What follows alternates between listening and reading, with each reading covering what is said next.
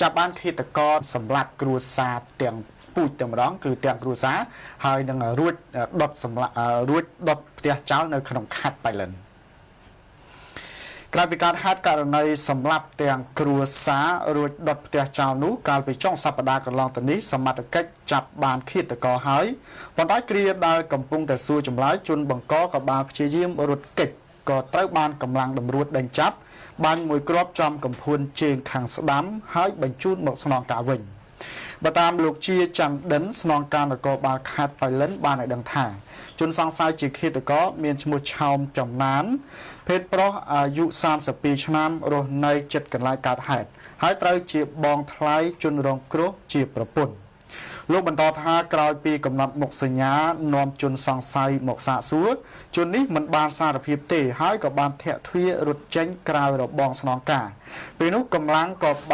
បានភ្ជុចទៅនឹងដីចំនួន1គ្រាប់បណ្ដាលឲ្យខ្ទាតថ្មចំជើងជនសង្ស័យហើយបានចាប់បញ្ជូនទៅព្យាបាលនៅឯមន្ទីរពេទ្យឯកជន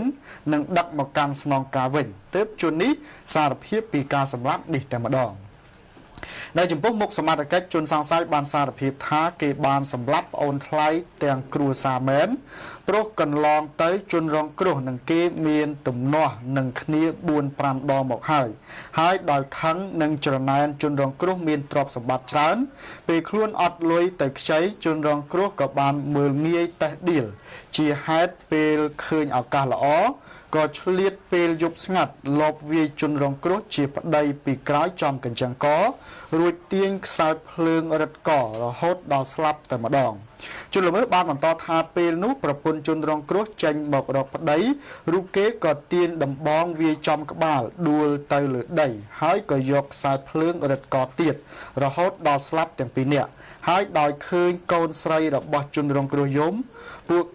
រូបគេក៏យកដៃបិទច្រមុះរហូតដល់ខ្យល់ស្លាប់ដែរហើយក៏អូសសពជនរងគ្រោះទាំង3នាក់មកក្នុងផ្ទះរួចយកប្រេងម៉ាស៊ូតចំនួន2ពុយដុំចាក់ដុតកំទេចទាំងផ្ទះតែម្ដងគួររំលឹកថាកាលពីថ្ងៃទី21ខែវិច្ឆិកាឆ្នាំ2014វេលាម៉ោងប្រមាណជា 12:30 នាទីរំលងអាធ្រាត្រនៅផ្លូវលំចំណុចអូ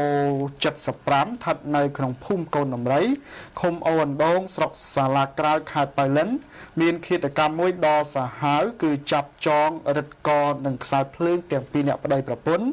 និងទារិកាជាកូនតូចអាយុតែ6ខែនៅក្នុងផ្ទះរួចក៏ចាក់ប្រេងម៉ាស៊ូតដុតទាំងផ្ទះចោលទៀតជនរងគ្រោះជាប្តីមានឈ្មោះហេងរាវី